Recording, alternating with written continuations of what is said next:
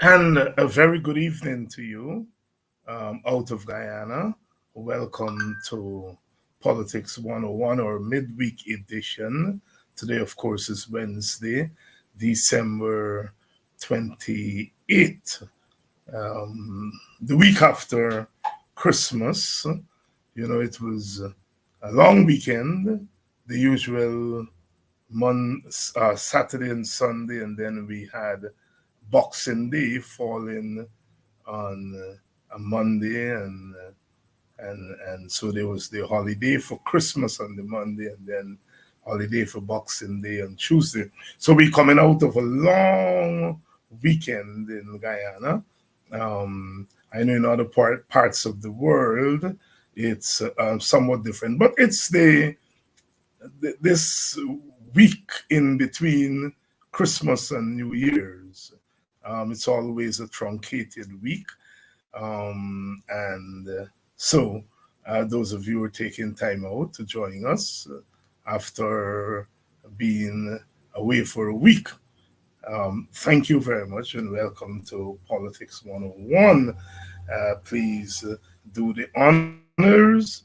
And tonight we're talking oil because Dr. Vincent Adams is expected to join us to talk about the lies that the PPP has been spreading about the oil industry. We, on this program, don't deal too much with the oil issue, not because we feel it's not interesting. It's not interesting, but of course, because we don't share the narrative. There is the overwhelming narrative that Guyana has signed a bad deal and that Exxon is ripping us off, both of which are true. But we prefer to spend our time and energies more on saying, look, despite the bad deal, despite the fact that Exxon is taking advantage of us, there is still enough resources coming in from oil for Guyanese to live better than they are. We're not saying that one narrative or the other. Both narratives are important. But for us, the primary narrative is that if we're getting $1 more than we were expected to get, we want to see that dollar being shared equitably. And so we prefer to spend our energy saying, look, yes, Exxon is ripping us off. Yes, we signed the bad contract. Yes, we should get more than we're getting. But yes, we are still getting more than we would have gotten before oil. The rise in the oil prices because of the Ukraine war has brought a windfall,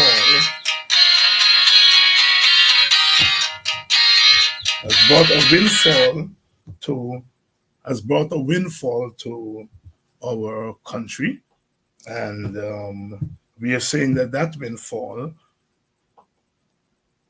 is more than we had before and should be treated equitably. So that's where we put our energies on this program. But Dr. Vincent Adams, who is an expert on the oil industry, is going to be here to talk us through what the PPP has been hiding from us. Because you remember the PPP said, when it was in opposition, that it would renegotiate the contract when it came to office. It has not done so. It has not done so. And therefore, we're asking why it has not done so. Why it has not done so. Why it has not done so. They're up to tricks. There are many things that they said that they would have overturned when they got into the office, and they haven't done so, which meant that they're acknowledging that the previous government was on the right track. But they're not going to say that. In fact, they're lying about a lot of what has been taking place in the oil industry since they took over. Welcome to Politics 101. Dr. Vincent Adams is going to be here, and he's going to walk us through. Welcome to Politics 101. I trust that everyone has had a Merry Christmas despite the challenges. The weather in New York State, a lot of our people are there. The weather in the United States, period. Here's hoping that a lot of our people are safe. All of our people are safe. We know there have been some fatalities because of that weather. Our prayers go out to the relatives, the families of those who have been hurt as a result of that storm in New York. And in fact, it's a stretch all the way from Canada, coming right down to the Mexican border. Here in Guyana, we have had the constant rain, lots of rain, I think, on Boxing Day, Monday, Sunday going into Monday, and some communities have been damaged. Good Intent on the West Bank, a place that I've done a lot of work. They suffered some serious damages to building and so forth. Thank God nobody got killed. But the weather here in Guyana continues to be our typical December weather, and we are hoping that we would not suffer much more because of the weather. Those who've been doubting the whole notion of global warming, I don't know what you call this if it's not global warming. Welcome to Politics 101. Season's greetings. We are past Christmas. Those of you who celebrated Kwanzaa, good evening, and happy Kwanzaa, because as you know, Kwanzaa stretches for 7 days, the 7 principles, starting on Boxing Day. And I know Agda celebrated it here in Guyana, and I didn't get to turn up. I went out of town and couldn't get back in time for that celebration, but I've heard from people who were there that it was worthwhile. So welcome down to Politics 1. We are waiting Dr. Adams. We're waiting Dr. Adams. I don't know, he may be having some technical challenges. You know, sometimes the technology doesn't go right and people get stuck there. So we're hoping that Dr. Adams is going to get through. Is going to get through eventually to us, and we are assembling. We want to, of course, have an audience for Dr. Adams when he comes on. And welcome to Politics 101. I trust everyone had a nice Christmas in Guyana. As they say, you know, the money has not been flowing. People try to make do. Many people I've talked to, they try to make the best of a bad situation. Made the best of a bad situation. But you can tell that the funds did not flow this Christmas as people expecting that they would. Welcome to Politics 101. We are expecting Dr. Vincent Adams to come on and to talk to us about the oil tonight.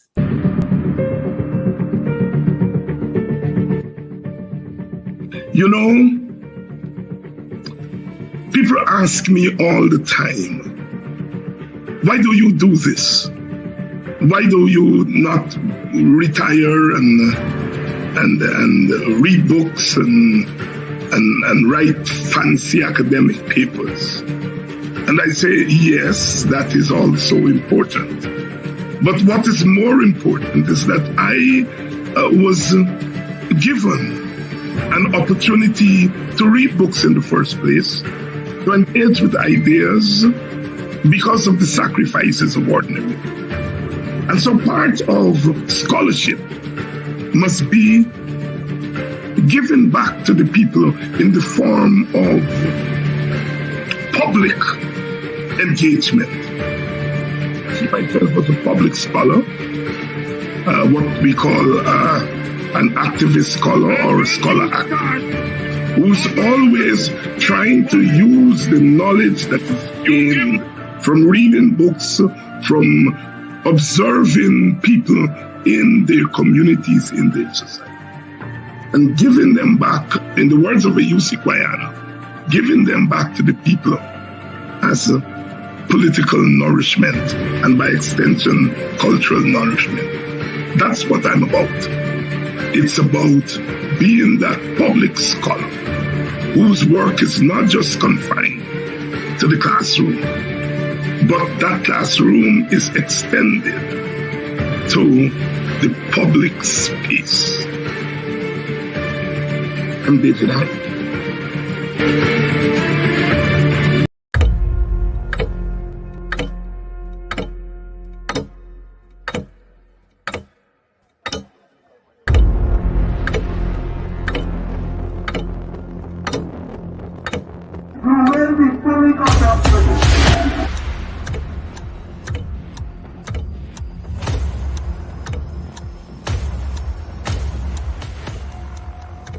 Mr. Watts, he is armed himself shots. Shots, watch it, tear gas. Live rounds. Also, I can see that.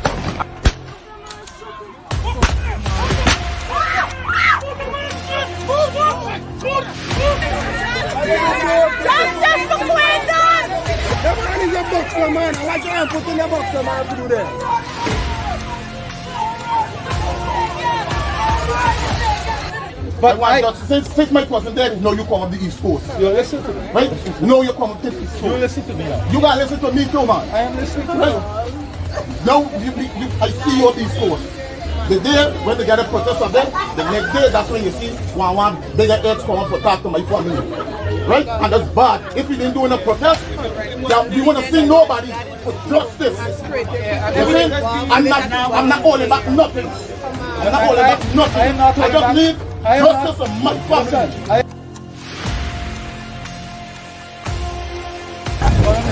I get visitors all of a sudden. All of a sudden, you all got visitors. This is Joker.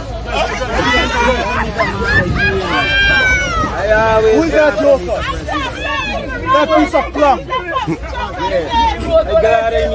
They know who to deal with, you know.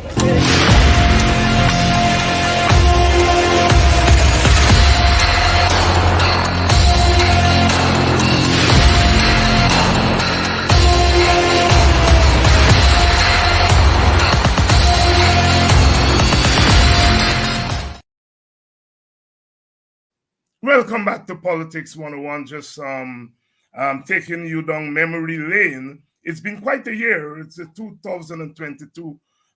It's over.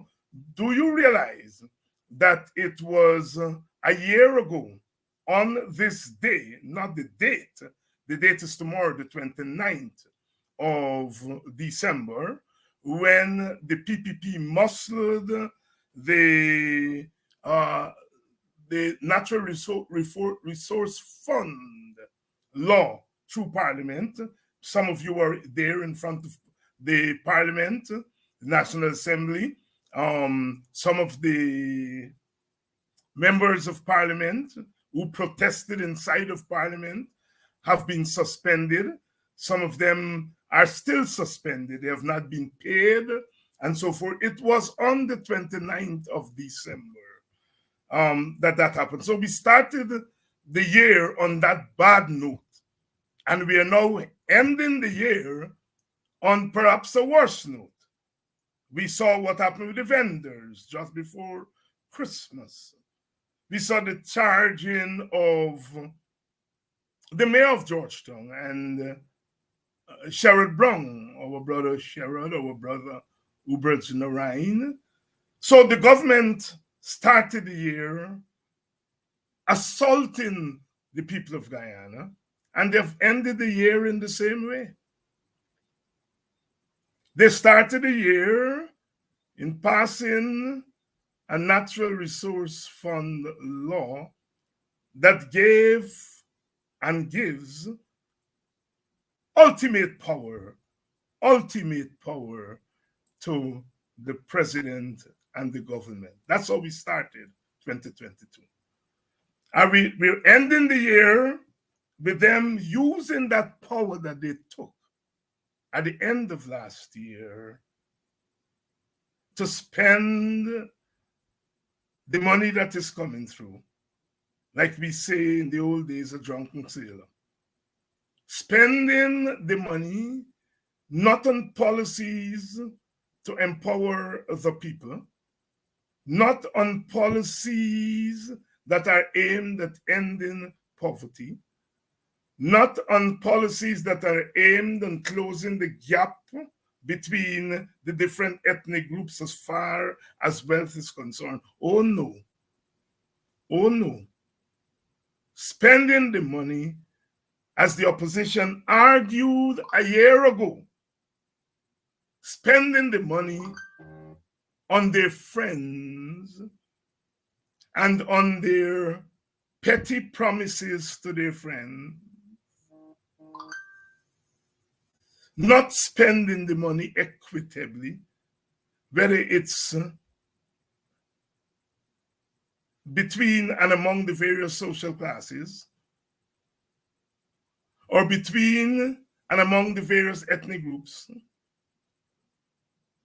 or spending the money on women who have to go out at nights and leave their children and do yard work and other forms of night labor. Nothing has been done for those women. So we have a gender problem, we have a class problem, and we have a race problem. The PPP has been found wanting on all three fronts. This year has been a bad year. It has taken us to a dangerous place. This year we saw the gunning down of young Quindon Bacchus from Golden Grove. Good night, hail up to the people of Golden Grove who stood up erect for weeks, drawing the nation's attention to what was visited upon them. In between, we saw, as we just did in that video, a president going into one community, a community of one ethnic group, a community of his supporters, and answering their call instantly, compensating vendors for produce that were damaged when the police deliberately stopped a march at Monrepo, a march that was heading its way westward, had passed several Indian villages, did not touch a single Indian, And all of a sudden, the police stopped the march in front of a market where Indian people were plying their goods. And we know what happened. We know that goons who were not part of the march pounced on those people and did what they did. We would learn later on it was a plot to make the marchers look bad. But the president descended on Monrepo, and the compensation was swift. And then the police were sent to Golden Grove. And the next night, those people were shot. Their stalls were damaged. The president has not gone to Golden Grove yet to compensate them. Different treatment, different treatment. And as we say, towards the end of the year, another set of vendors plying their trade just like the people at Monrepo. And I pass Monrepo all the time. I pass through that market all the time. They are encumbering the streets. I know that. We know that.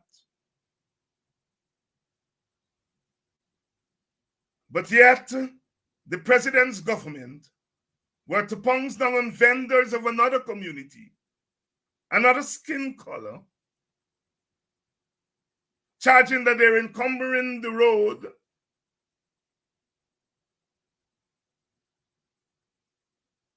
charging that they're potentially responsible for people dying at the hospital. You know, we hear of mothers giving birth and dying at the hospital. Are the vendors responsible for that? Are the vendors responsible for the many deaths of women going to our national hospital to give birth? But those vendors were moved by force. And today, I read in the newspapers where the Attorney General is threatening to take away control of the streets of Georgetown from the municipal government, from the city government.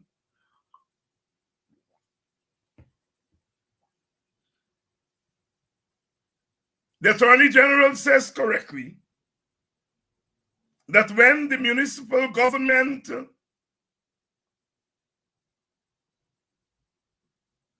does not have the capacity to carry out its function, it could call on the central government. But this is a case of the central government threatening the city government that it would use a loophole in the law to take over control of the streets of Georgetown. Yes, the law says that if you are selling in front, you're vending in front of somebody's private property, that person could write or go to court and ask the city government or whatever local government to remove the vendors from their property. Yes, these people are vending in front of public property, the hospital, their property. That property does not belong to Nandalal or Robeson Ben or any one of them. The public hospital is what it is. It's a public hospital. Those vendors are part owners of that hospital. They are vending in front of their own property. But the government is threatening to take control of the streets of Georgetown. Why? There are murders that are happening on the streets of Georgetown every day. And some of those murders have gone unsolved. We don't hear the central government saying there are too many murders, too many homicides on the streets of Georgetown and we'll take it over. They want to take over the streets of Georgetown to prevent poor, mostly Black people from making a living. What a country we live in. This is how we are ending 2022. The government is not taking over the streets of Georgetown to get the big businessmen to pay their taxes. Big business people, a lot of them owe a lot of taxes to city government. The government is not taking over the city to manage those businessmen. But it is threatening to take over the streets of Georgetown to prevent poor Black people from making a living. Sisters and brothers, it is the season of peace, the birth of our Christ, who came to show us another way. But Christ himself took a stand against injustice. And so those of you who may be saying that it's Christmas time, let's not talk politics. I want to remind that Christ, Jesus Christ, whose birth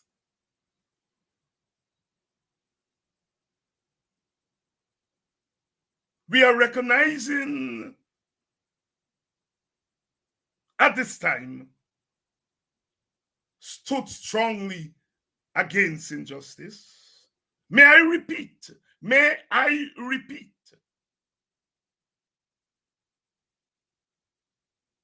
there are powers that are given to governments. And though the Constitution may be silent, those powers, many of them, are meant to be last resort. Oh, there is the letter of the law, but there's the spirit of the law.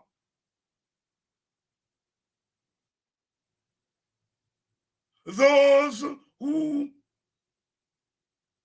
wrote those laws and enshrined them in our statutes and our Constitution, I am sure they did not write those laws to oppress us. But the PPP is intent on manipulating the law to oppress the ordinary people, to oppress the peoples of this country, to oppress mostly those it figures did not vote for them. This is the dark time, my love. I go back to Martin Carter. This is the dark time, my love. It is a season of oppression, dark metal and tears. Everywhere the faces of men are strained and anxious. I see it. I have seen it for the few weeks that I've been here. Every day, everywhere the faces of men are strained and anxious. And even those who may have voted for this government, they may be hiding the strain. But there are some things you cannot hide. Everywhere the faces of men are strained and anxious. Who comes walking in the dark night time? It's at 2 o'clock in the morning. They went and brought down those people's stall. Who comes walking in the dark night time? whose boot of steel tramps down the slender grass, is the man of death, the strange invader, watching you sleep and aiming at your dream. Oh, we have men of death roaming the halls of power in this country, aiming at us while we're alive, and even as we sleep at night. They put on their uniforms of brutality and send them to aim at our dream.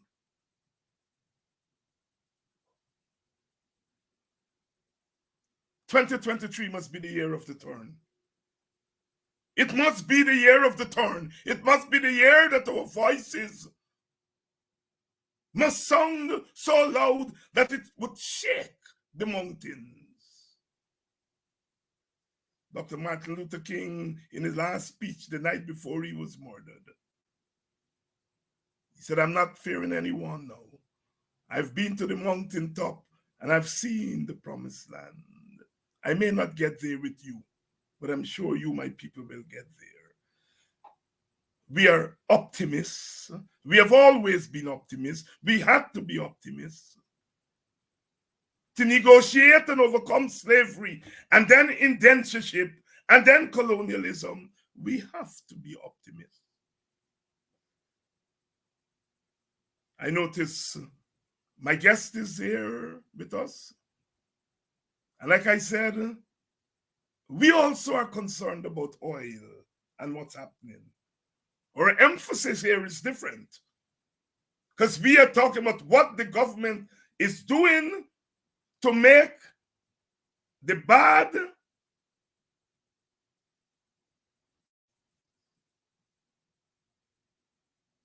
agreement that was signed. The PPP has made it worse by their actions. And I want to say to my brothers and sisters who are advocating and raising their voices for a renewal of the contract, they must raise their voices on the lies, on how worse the PPP has made things. And they must raise their voices against what the PPP is doing from the little that we have got. The little that we are getting is a lot for us. Raise your voices not only against the renewal of the contract, raise your voices against the way the PPP is managing the oil industry.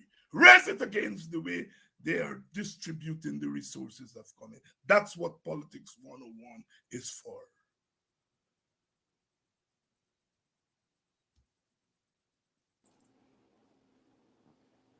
Dr. Adams.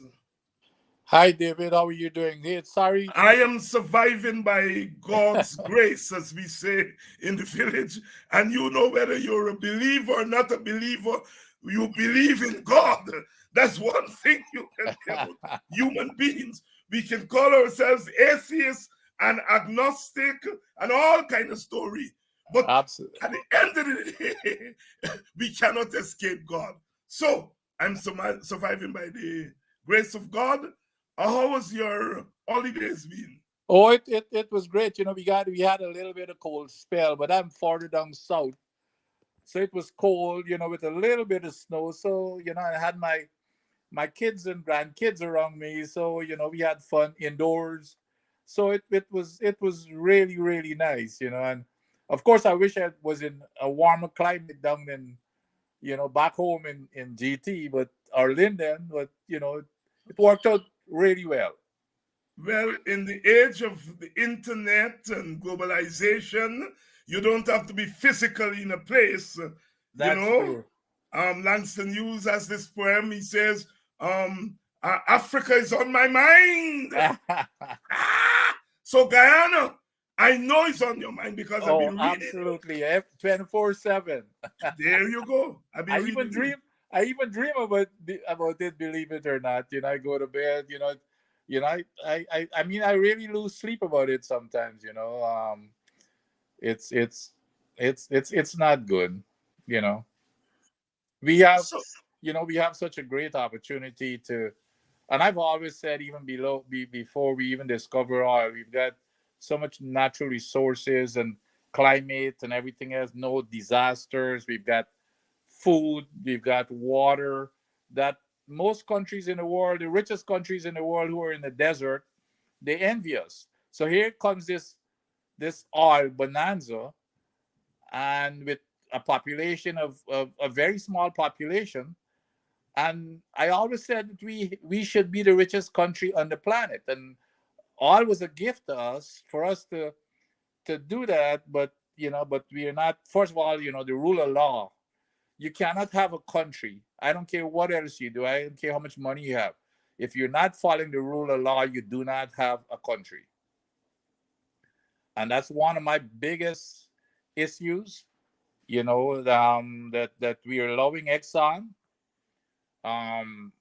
to just thumb their noses at our law. At the same time, and you touched on some of those, we've got a penchant for going around and just locking up people, at our whims and fancies. We locking up MPs, we locking up the poor people who are trying to make a living on the street with their stalls.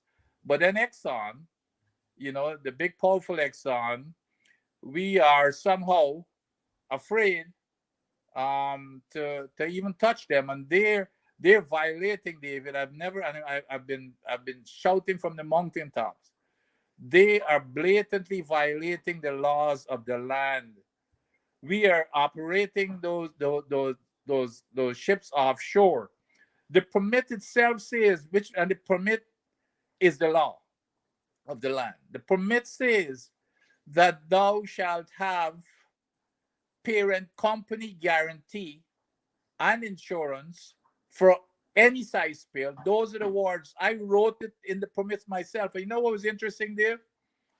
It's acknowledged by even the vice president himself, when he was on the Glenn Lyle show.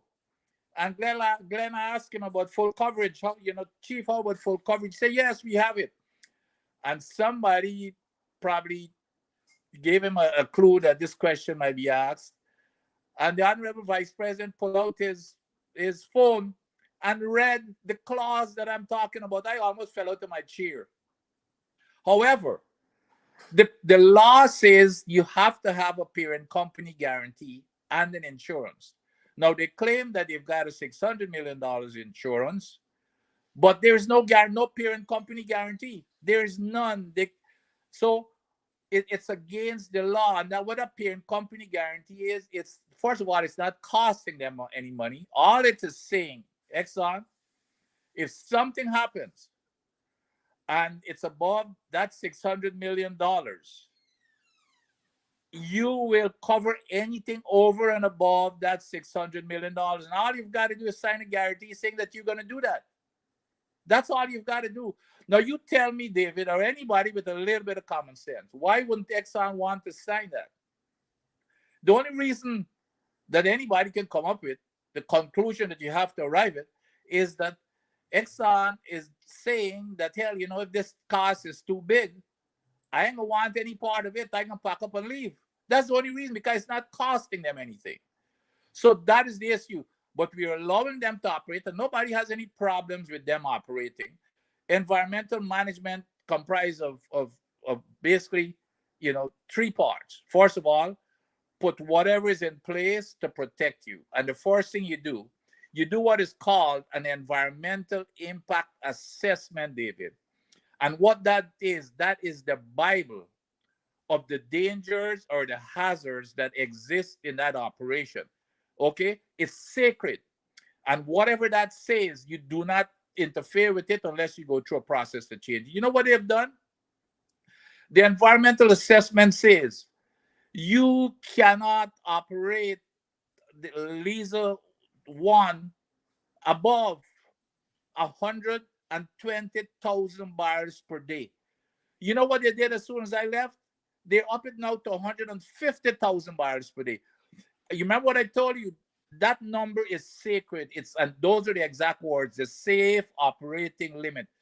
Like in the United States, you do not even come close to the safe operating limit for fear of doing something and go. As a matter of fact, in the EIA itself, and even in there, in the EIA itself, it says that the operating limit will be 100,000 barrels per day, which means you put a margin of safety there. So so that's the first thing. So they're increasing the risk of something bad happening by pushing the safety limit. But then on the backside, in addition to increasing the safety limit and putting us at more risk, there's nothing to cover us if something happens out, except for us. That's $600 million, because they're not following the law to sign that parent company guarantee. And here's the other thing in terms of history. When I was there, I told them they will not start operating Liza 2 and the Payaro without that parent company guarantee.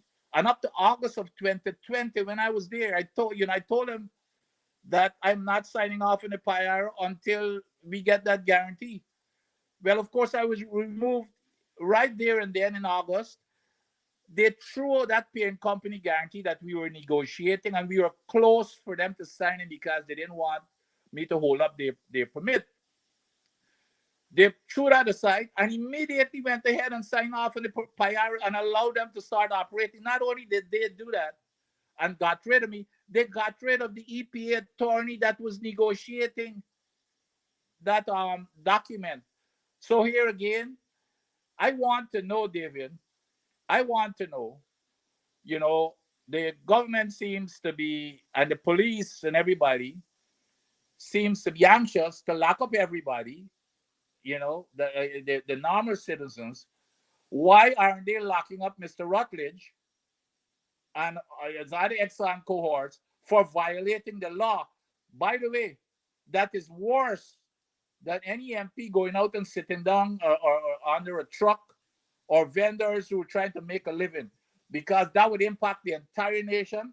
It could stop all operations if you have some kind of a spill. It could wash away the entire Caribbean. If we have a spill like the one we had that in BP, it would wash away the entire Caribbean, which means the economy and everything would be gone. Our country would be bankrupt. So that's only one of the issues where they're not following law, but that's a big one, and that's an easy one. Why isn't Exxon signing a parent company guarantee that does not cost them a dime? And let me extend that question, Dr. Adams. Why does the government of Guyana, see, Exxon is a big company. Exxon budget is bigger than Guyana budget. They're in international relations. We know that when it comes to bargaining, yes, companies like Exxon have tremendous power. But our government, after 3 years of pumping the oil, after the rise in the oil prices, are you saying that the government of Guyana has not gotten some leverage to be able to say to Exxon, 4 years ago, we got a bad contract. We didn't have some leverage, but we got some leverage now. You're going to do this insurance thing. Why is our government not insisting on using some cumulative leverage that it would have had in the last 3 or 4 years? Hey, David, trust me, we have all the leverage and power. When I was there, David, they were doing everything. I told them, you see the same, this insurance and the parent company guarantee that I'm telling you about. When I told them, well, because when I arrived there, the first project was already signed off. So when I looked at it, I said, wait a minute, how could we have signed off for, to allow them to operate without any liability coverage? So Exxon tell me, well, Chief, it's in the agreement that says we could be self-insured. Well, guess who signs the permit? It's not Exxon. It's Exxon Exploration Guyana Limited, a limited liability company that was specifically set up to manage this, and they had no assets. Their assets were going to be derived from producing oil, and they hadn't produced a barrel of oil. So I asked them, I said, well, okay, if something happens, Where is your assets? And I've dealt with these limited liability companies in the US when I worked for the US government. So I know all the tricks. So I said, I want the parent company, because that's what they do. They set up these limited liability companies to insulate themselves from liability. By definition, that's what a limited liability company does. So they said, well, it's in. I said, absolutely not. I said, I want total coverage. They said, well, we're going to go get insurance. I said, I really don't, whether you get insurance or not, it has to cover everything. And they went and they got insurance. But I said, no, that's not even close enough. You know how much I said, do you know how much the BP spill in the Gulf cost? At the time was 70 billion. Now it's gone up to 145 billion. I said, so when you go and get a few $1 million in insurance or $2 billion, what is that going to do to cover a spill such as like $70 billion or 140? Who's going to pay it? The government of Guyana would be gone bankrupt. Don't mention the rest of the Caribbean, because our entire budget, the government of Guyana was only $2 billion. So where are we going to find the money to cover a spill? And they threatened to bring in their president to see Mr. Granger. I said, you could bring God. You see that permit on my desk? It's not costing me a dime. It's your incentive. The next thing I know, the next day they called and we went. They had the language. I revised the language. We put the language in there. But so it's not a case where we do not have the leverage. I shut them down when they were flaring. But the thing is, you see, because I know that, you see, in the US, for example, where I manage these companies, the Exxons of the world, when we said to jump, they say how high. But in Guyana, it's the total reverse, David. That is the problem. In Guyana, it's the total reverse. You ask them how come they were doing everything that, and it's much more than that. That was in agreement, and I said, no, I don't care what's in agreement. This is what you will do. They did it. So there's not a case where the government can't do it. The same, if you recall, the current government, the Honorable Vice President himself and His Excellency, the President, before they got into government, guess what they were saying? They were bashing the coalition, saying that you sold out our patrimony. As soon as we get in there, we will renegotiate that contract. That's on tape. So I guess they were trying to deny it. It's on tape. It's on video. And so I was happy. I said, well, okay, at least when they get in there, it's going to be a big, Texan is going to be in, they're going to have to comply. And the next thing I knew, nothing of the sort. They're in buddies with Exxon. Exxon, to be honest, you talking about what the leverage the government has. Exxon is running the Environmental Protection Agency. Do you know what's going on in the Environmental Protection Agency? Exxon is even getting special treatment. Exxon files alone, it's separate from all the Guyanese businesses filed. It's separated. It's kept, the files safe, the two safe is kept in the executive director's office under lock and key. Whereas everybody else's files are kept in the file room where it's supposed to be. So what do you have to hide? Why is Exxon filing? But it's just the timidness that you see. So it's not a case, David, where we do not have leverage. But the question should be asked, what is the government? Why is it so spineless? Or why is it so cowardly? What are they afraid of? Especially since they were talking about, a lot of big talk when they come in, what they're going to do. That is the question should be asked. Why are they afraid of Exxon? Exxon cannot do that I know for sure in the US. They cannot even think about it, much less even mention it. And that is the way that they operated with me when I was there. Dr. Vincent Adams asking the question, why are they afraid? Why are they afraid?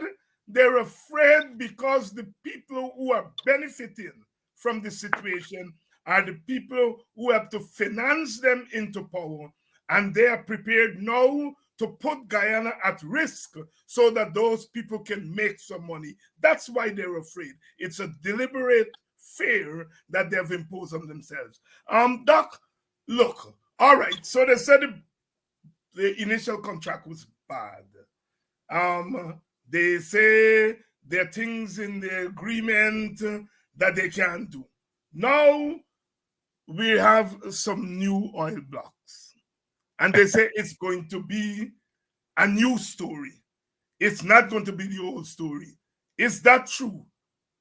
David, it's the most laughable thing that I've ever heard, and it has one objective without any question. One objective, David, and you know what it is again? Well, I should say two. One is again to protect Exxon, no question. So that's one. The second thing is it's to divert. It's to divert from the conversation and to distract from the conversation, the hammering that they were taking over the old contract. So this here is to distract from that, to talk about this new contract. But David, in reality, it doesn't mean anything. Is all you're doing is protecting Exxon. So here's the deal. Here's the deal in real terms.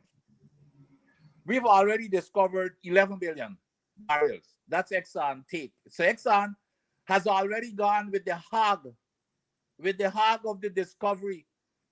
You know, nobody knows. You know, I remember the United States Geological Surveys had some numbers such as we might get about 15 billion barrels or so. So, and Exxon, here's the other thing. Exxon knows what's in that entire basin and where it is. What is going to be interesting, which is what I've said and I'm waiting for, to see if Exxon is going to be bidding on any of these new blocks. Because Exxon, if nobody else knows, they know where that all is. So this here is a distraction. Why did they back off? And I hope that people like yourself and the media do not let them get away with this, okay?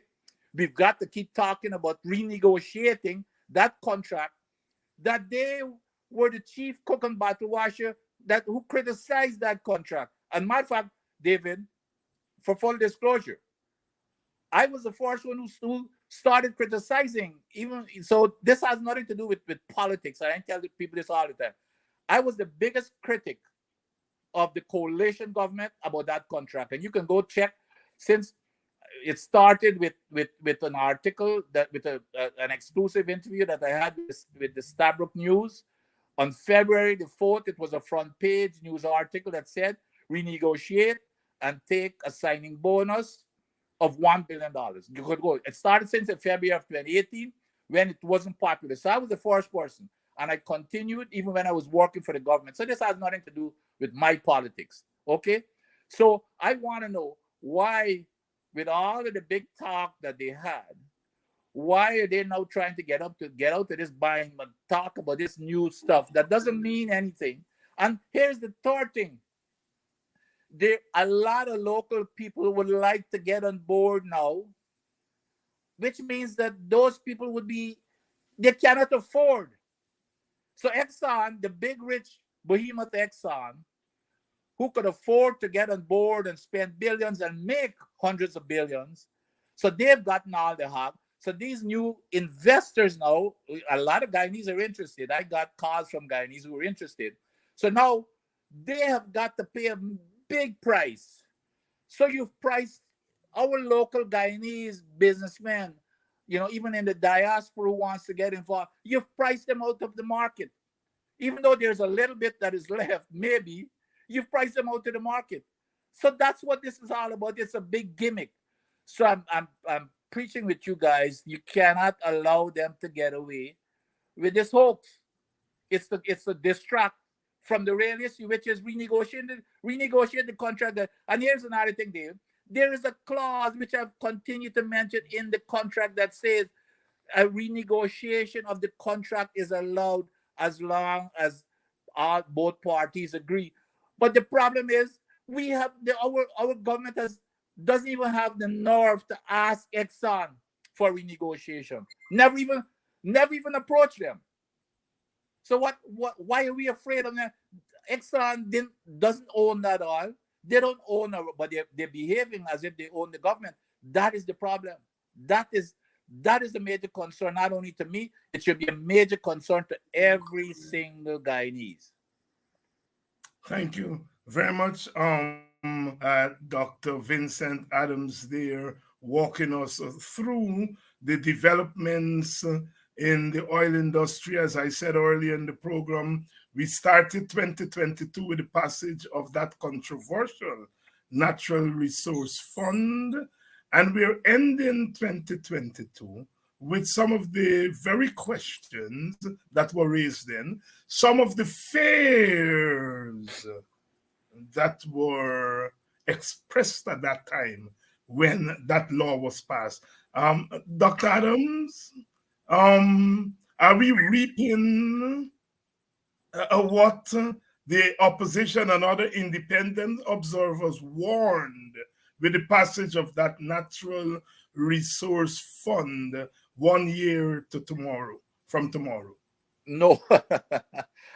If you ask me, you don't even know that there's an NRF in place.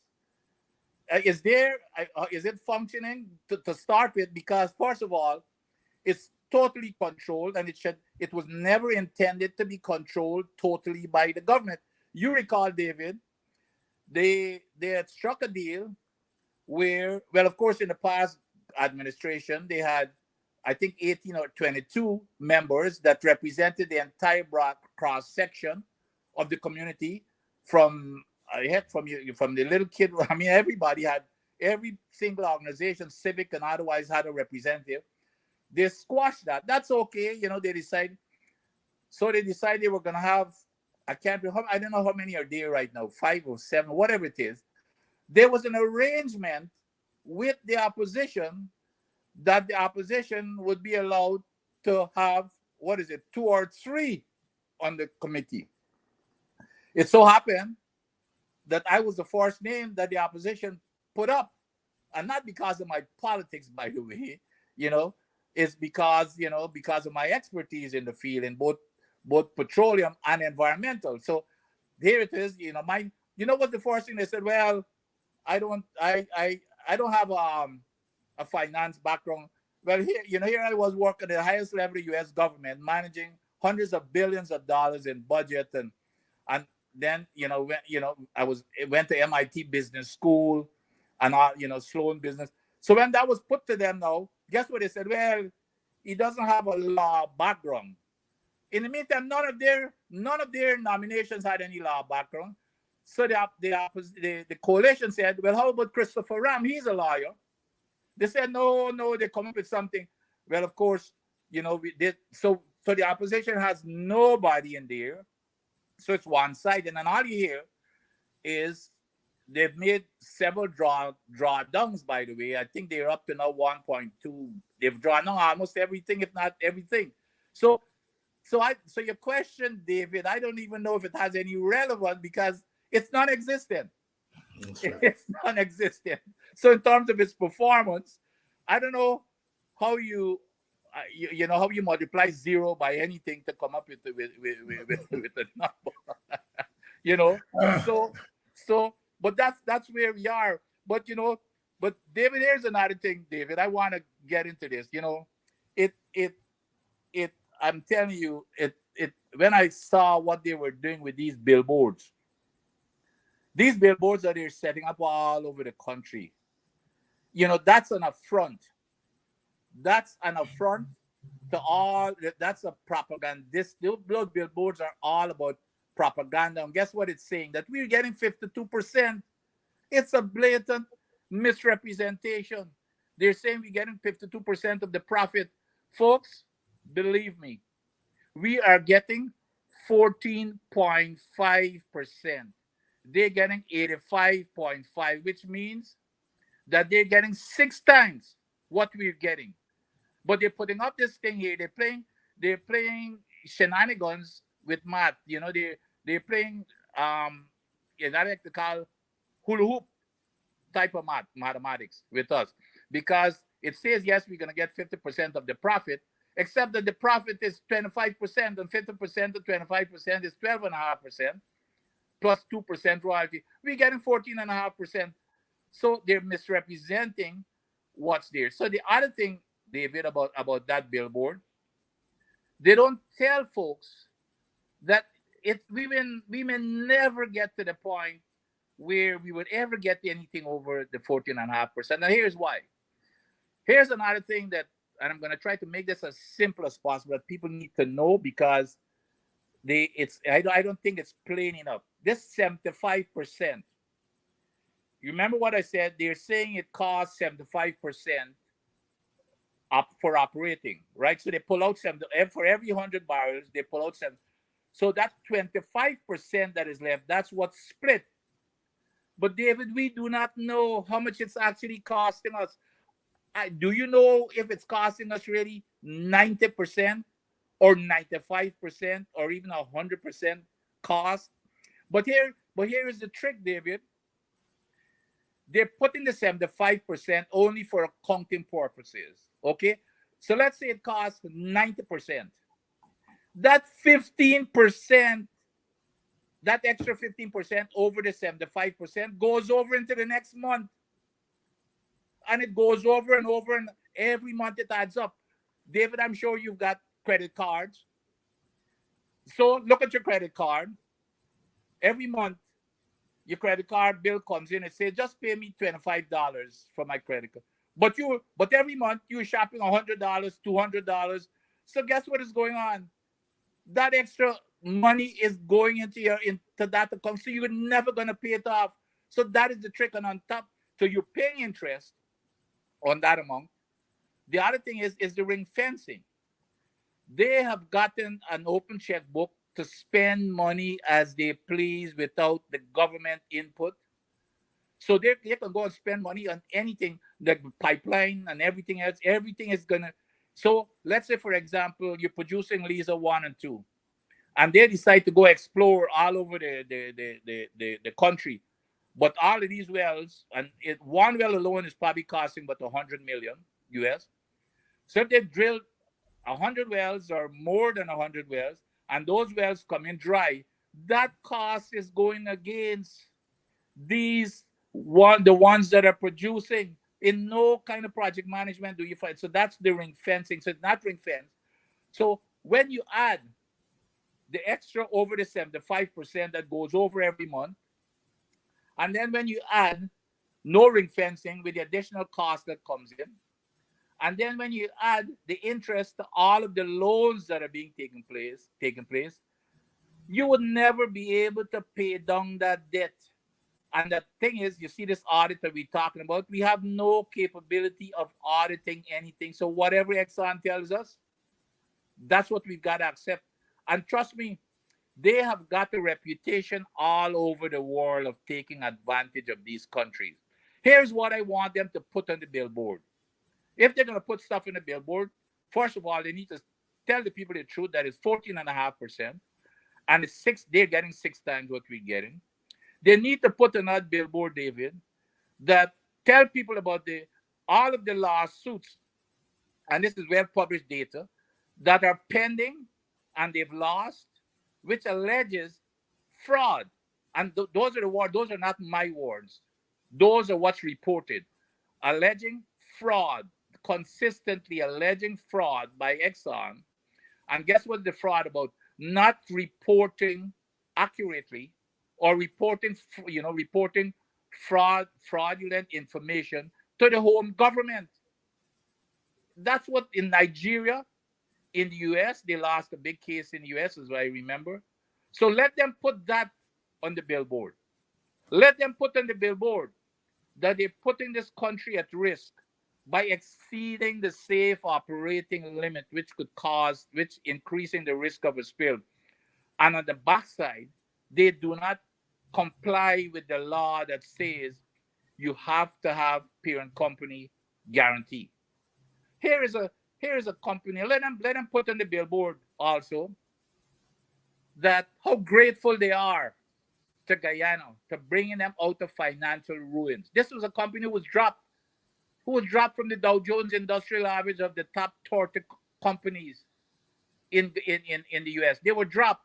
It's Guyana oil that rescued them. And now there's so much awash in money because of Guyana oil that they've even went back and even splurging on buyback of $50 billion in stocks and then paying out their shareholders $30 billion. While we have, on the other hand, David, we have our school children fainting in school from hunger. You know that I'm not making that up. Let them put on those billboards how they're flaring indiscriminately, and not only flaring, but they're hiding the flaring data.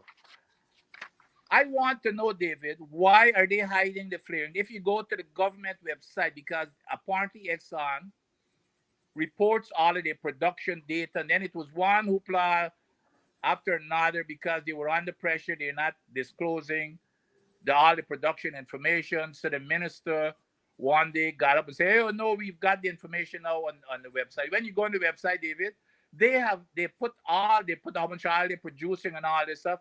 No data on how much they're flaring since July of this year. Since July, what the heck are they hiding? And remember now, they're making money from flaring. I've always said that. This stupid or silly fee that the EPA is charging is just nonsense, because here they are. That fee adds up to, when I run my calculations, to about $12,000 or $15,000 per day. You know how much money they're making if they do not if they have to cut back if they do not flare? $500,000. So they're making $500,000 a day, paying $15,000 a day. Now you tell me, wouldn't you take that any day of the week or any second of the day? So let them talk about the oil workers that are being treated as second and third class citizens on those ships when they've got to wait for left after everybody finish eating. And that didn't come from me. That's coming from GAU, where they don't get to leave. They're treating the insurance companies in Guyana. There was a big headline that says that the insurance companies, I can't remember the words that they use, but they're only fronting for Exxon, and they're not happy because the measly fees that they're being paid, it's not sufficient. So let them put those type of things on the billboards, rather than trying to fulfill the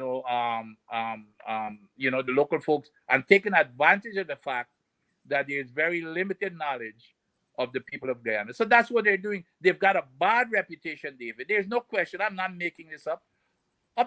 We were even afraid to even impose a windfall profit tax on them with all the money that they're making and they're splurging on, whereas other countries are, Germany, Britain.